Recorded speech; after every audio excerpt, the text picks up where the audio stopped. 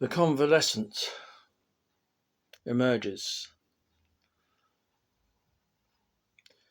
Sickness is very necessary in the Nietzschean philosophy.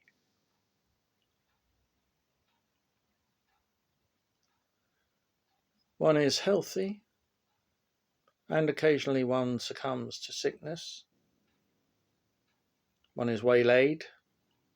One fights the sickness. Then one victorious, convalesces, and then returns to health.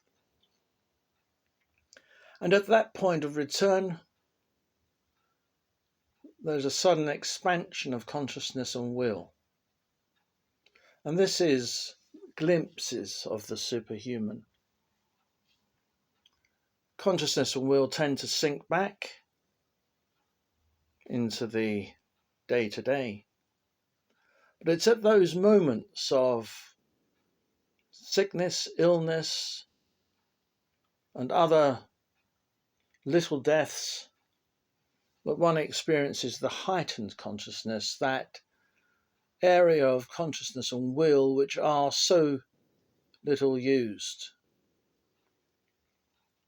We have yet to evolve beyond the mediocre limitations of our normal consciousness and will.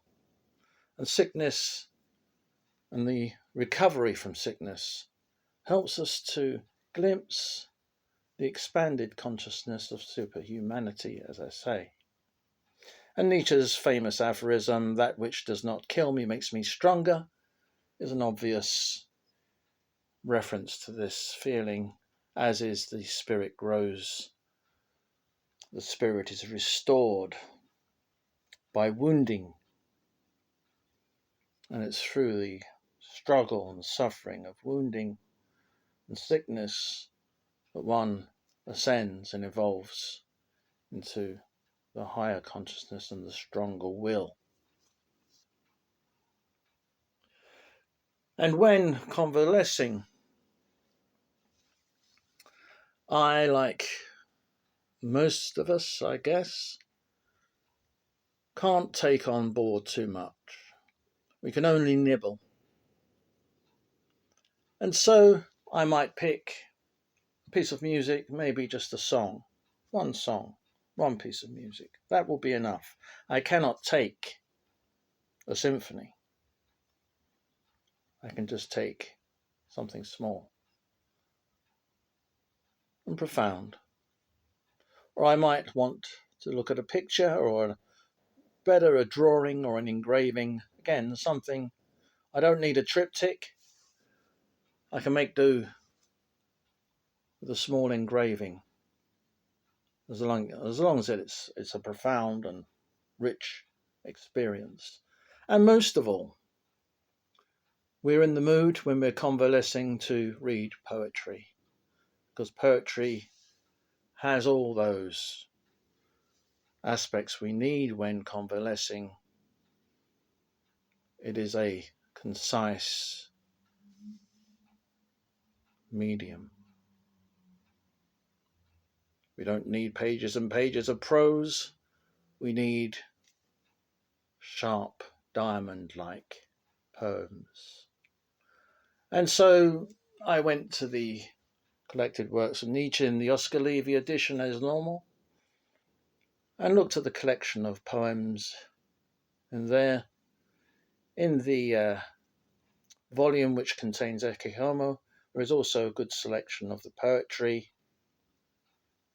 And the first poem I turned to, the very first poem in that section of poems, is the poem To Melancholy by Nietzsche. A perfect poem for the convalescent who might have been feeling sorry for himself at some point. And so here we have the subject matter, To Melancholy.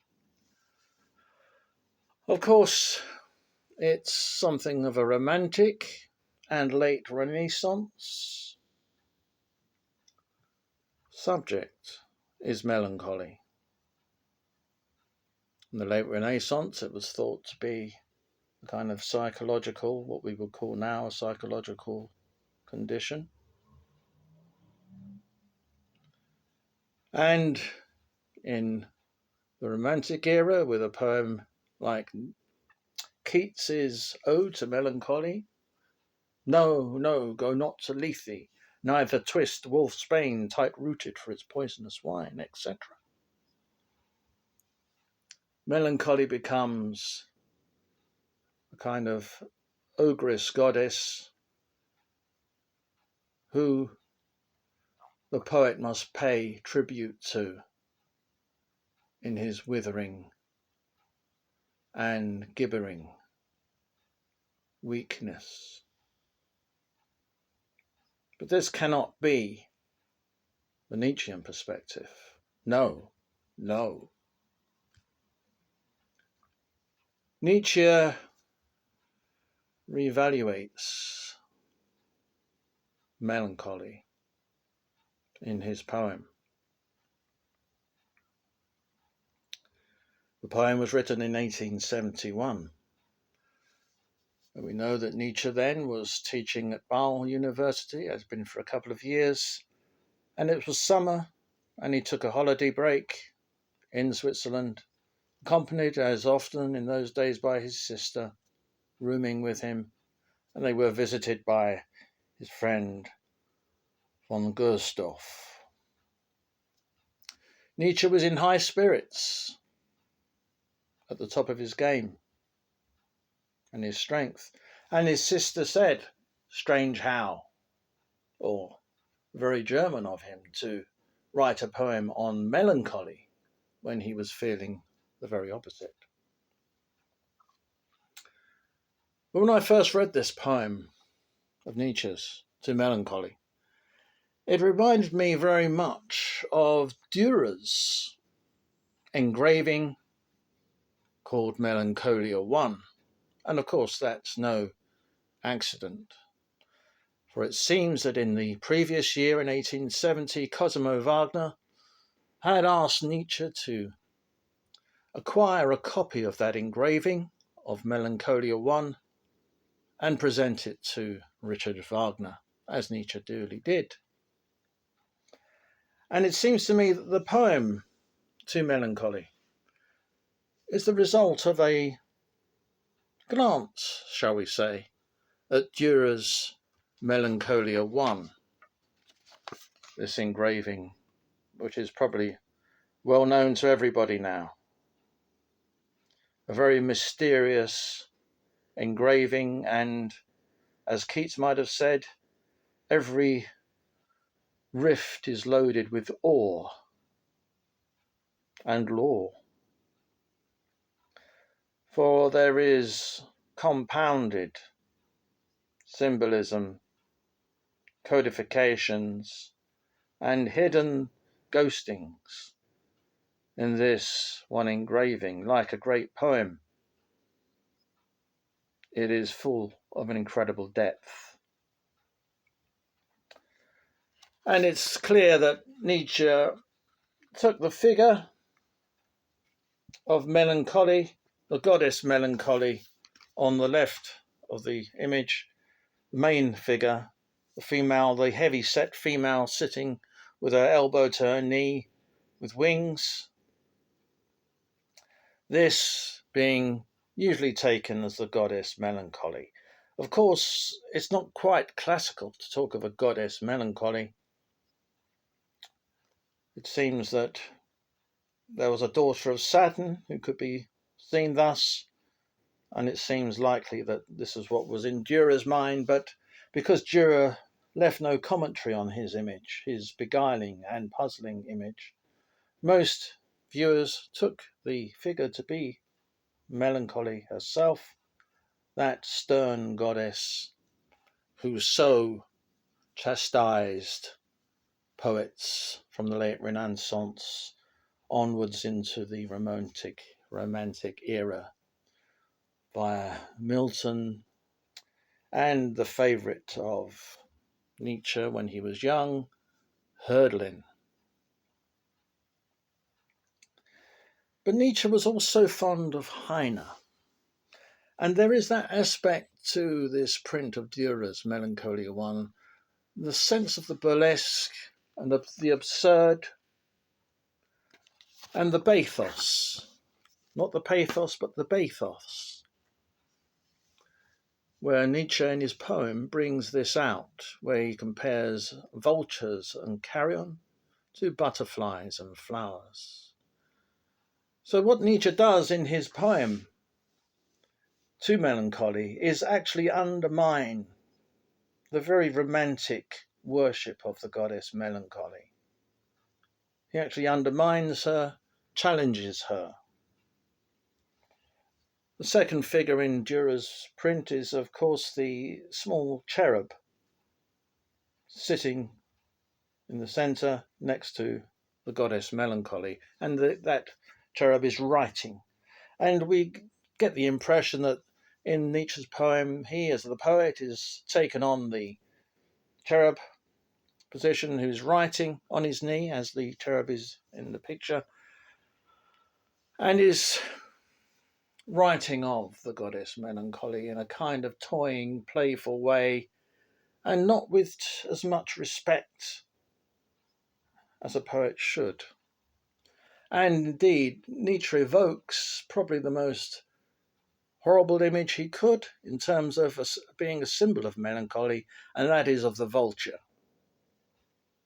The vulture, unlike the eagle, is not seen as a noble bird of prey, but rather as the eater of carrion,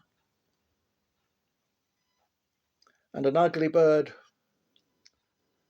a devastating, evil bird of ill omen, the vulture, a perfect symbol of the deadly aspects of melancholy.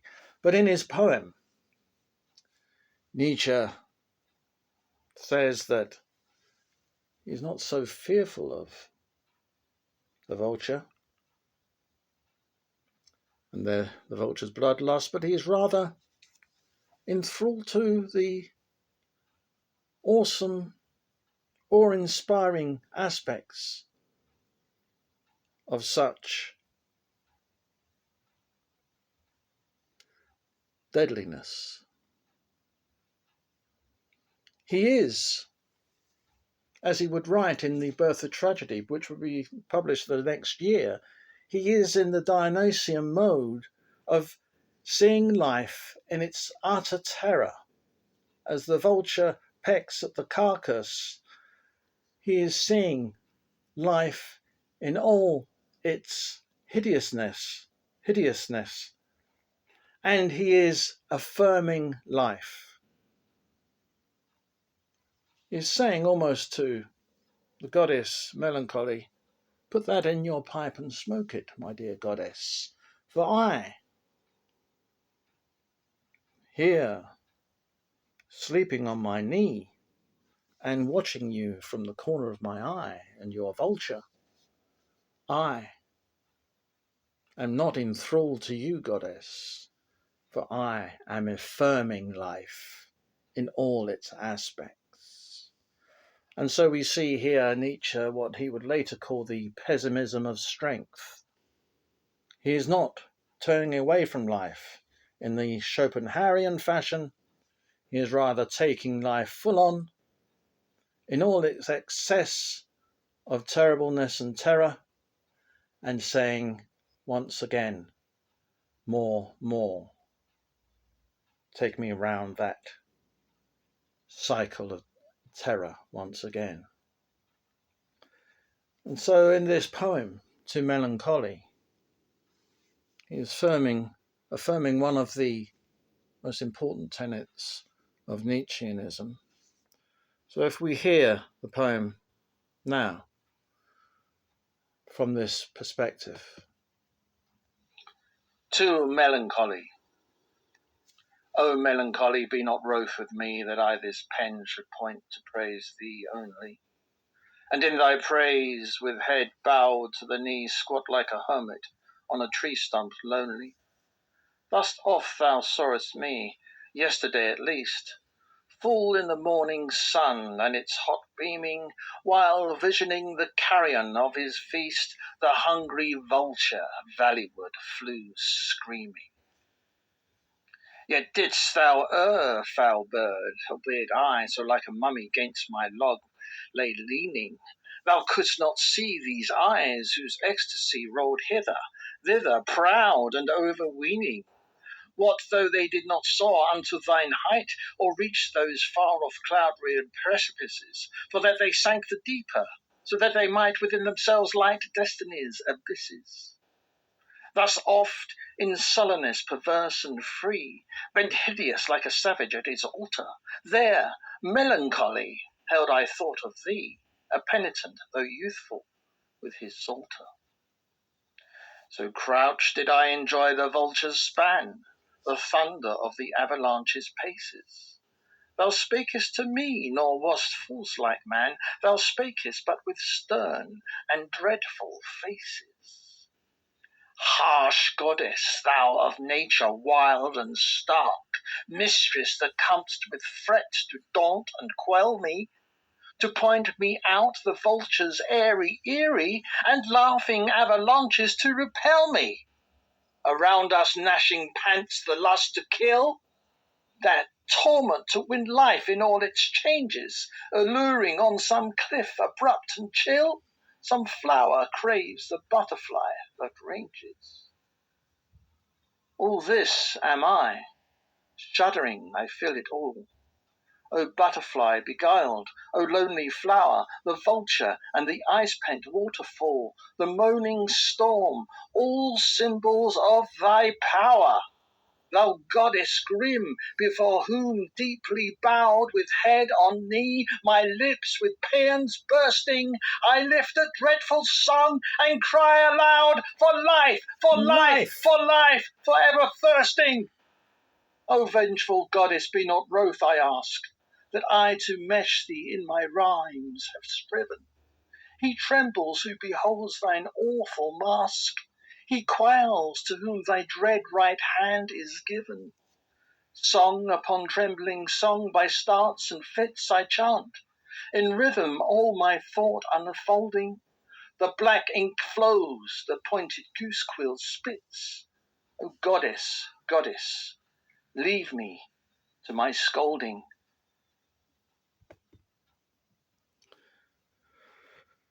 So there we have it, one I did earlier. I think that gives a perfect illustration of the expansion of consciousness after wounding and Nietzsche's affirmation of life.